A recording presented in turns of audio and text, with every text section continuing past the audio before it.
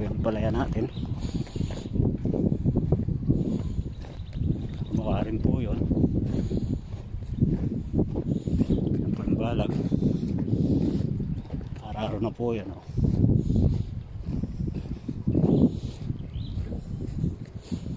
Nabuno po natin yan dito sa gilid.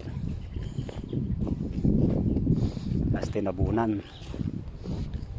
Nabuno lang complete 14-14 saka urea. Yan po yung trailings natin. Pag nagka balbas na po yan at lumitaw na, lalagyan na po natin ng tali.